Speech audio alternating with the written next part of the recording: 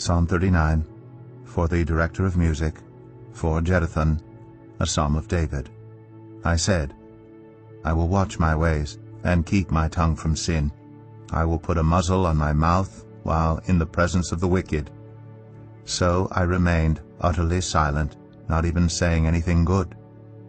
But my anguish increased, my heart grew hot within me. While I meditated, the fire burned. Then I spoke with my tongue. Show me, Lord, my life's end, and the number of my days. Let me know how fleeting my life is. You have made my days a mere hand-breadth. The span of my years is as nothing before you. Everyone is but a breath, even those who seem secure. Surely everyone goes around like a mere phantom. In vain they rush about, heaping up wealth without knowing whose it will finally be. But now, Lord, what do I look for? My hope is in you. Save me from all my transgressions. Do not make me the scorn of fools. I was silent. I would not open my mouth, for you are the one who has done this. Remove your scourge from me. I am overcome by the blow of your hand. When you rebuke and discipline anyone for their sin, you consume their wealth like a moth.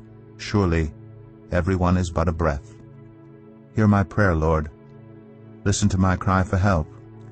Do not be deaf to my weeping. I dwell with you as a foreigner, a stranger, as all my ancestors were. Look away from me, that I may enjoy life again before I depart and am no more. Psalm 40, for the director of music, of David, a psalm. I waited patiently for the Lord. He turned to me and heard my cry. He lifted me out of the slimy pit, out of the mud and mire. He set my feet on a rock and gave me a firm place to stand. He put a new song in my mouth, a hymn of praise to our God. Many will see and fear the Lord and put their trust in him. Blessed is the one who trusts in the Lord, who does not look to the proud, to those who turn aside to false gods. Many, Lord my God, are the wonders you have done, the things you planned for us. None can compare with you. Were I to speak and tell of your deeds, they would be too many to declare. Sacrifice and offering you did not desire, but my ears you have opened. Burnt offerings and sin offerings you did not require. Then I said, Here I am, I have come. It is written about me in the scroll. I desire to do your will, my God. Your law is within my heart. I proclaim your saving acts in the great assembly. I do not seal my lips, Lord, as you know. I do not hide your righteousness in my heart. I speak of your faithfulness and your saving help. I do not conceal your love and your faithfulness from the great assembly. Do not withhold your mercy from me, Lord. May your love and faithfulness always protect me. For troubles without number surround me. My sins have overtaken me, and I cannot see. They are more than the hairs of my head, and my heart fails within me. Be pleased to save me, Lord. Come quickly, Lord, to help me. May all who want to take my life be put to shame and confusion. May all who desire my ruin be turned back in disgrace. May those who say to me, Aha, aha, be appalled at their own shame. But may all who seek you rejoice and be glad in you. May those who long for your saving help always say, The Lord is great. But as for me, I am poor and needy. May the Lord think of me. You are my help and my deliverer. You are my God. Do not delay. Psalm 41, for the director of music, a psalm of David. Blessed are those who have regard for the weak. The Lord delivers them in times of trouble. The Lord protects and preserves them. They are counted among the blessed in the land.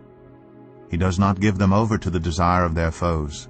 The Lord sustains them on their sick bed, and restores them from their bed of illness. I said, Have mercy on me, Lord, heal me, for I have sinned against you.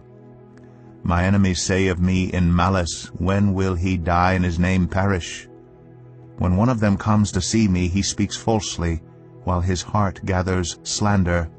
Then he goes out and spreads it around. All my enemies whisper together against me. They imagine the worst for me, saying, "A vile disease has afflicted him. He will never get up from the place where he lies. Even my close friend, someone I trusted, one who shared my bread, has turned against me. But may you have mercy on me, Lord. Raise me up that I may repay them. I know that you are pleased with me, for my enemy does not triumph over me. Because of my integrity you uphold me, and set me in your presence forever.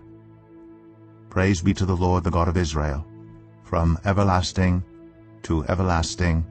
Amen and amen." The next morning, some Jews formed a conspiracy and bound themselves with an oath not to eat or drink until they had killed Paul. More than 40 men were involved in this plot. They went to the chief priests and the elders and said, "We have taken a solemn oath not to eat anything until we have killed Paul. Now then, you and the Sanhedrin petition the commander to bring him before you on the pretext of wanting more accurate information about his case. We are ready to kill him before he gets here." But when the son of Paul's sister heard of this plot, he went into the barracks and told Paul. Then Paul called one of the centurions and said, "Take this young man to the commander. He has something to tell him." So he took him to the commander.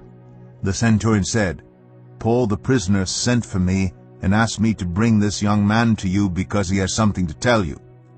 The commander took the young man by the hand, drew him aside, and asked, "What is it you want to tell me?" He said, "Some Jews have agreed to ask you to bring Paul before the Sanhedrin tomorrow on the pretext of wanting more accurate information about him.